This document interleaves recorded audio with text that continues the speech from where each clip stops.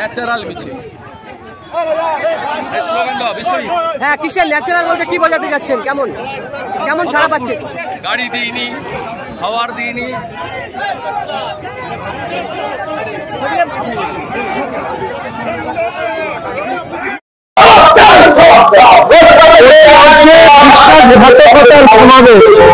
শহীদদের সাথে যাদেরকে তৃণমূল শহীদ বলে মনীষ গুপ্ত অভিযোগ করেছিল যে উনি নাকি গুলি চালানোর অর্ডার দিয়েছে, আর আজকে সেই মনীষ গুপ্ত মন্ত্রী বানিয়েছিলেন মমতা ব্যানার্জি। এটা শহীদদের সম্মান না, অসম্মান করার সমাবেশ। আর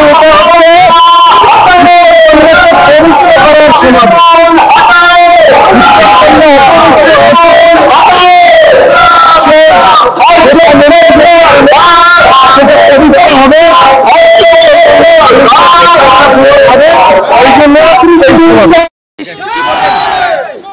এই র্যালি বা আপনারা জনসভা কত লোক এসছে, কতটা আপনারা কি মনে করছেন?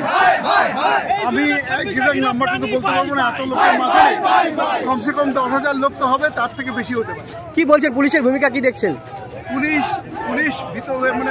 সংকষ্ট হয়ে আছে যে যখন কিছু একটা ঘটনা ঘটতে পারে। তবে ভালো যে তারা ব্যবস্থা নিয়েছে, না হলে তো আবার কখন কি হবে কোনো ঠিক নেই। কেমন দেখছেন এই যে আপনারা এখন কি প্রোগ্রাম, কেন আপনাদের এই আজকে উত্তরকন্যা অভিযান কেন? যে নারীর সুরক্ষা নেই, নারীর নিরাপত্তার দাবিতে এবং নারীদের প্রোটেকশনের দাবিতে, তাদেরকে যাতে তারা সুস্থভাবে থাকতে পারে, তাদের উপর যাতে অত্যাচার না হয়, তার জন্য তার জন্য আমাদের এই আন্দোলন, মায়েদের জন্য, বোনেদের জন্য আমাদের এই আন্দোলন। কি ভাবছেন 26-এর ভোট? 26-এর ভোটে আমরা জিতবো, এর সম্বন্ধে কোনো ডাউট নেই। শাঁখ বাজাচ্ছে, যখন কুরুক্ষেত্রের যুদ্ধ হয়েছিল শাঁখ বাজিয়ে তার সূচনা হয়েছিল।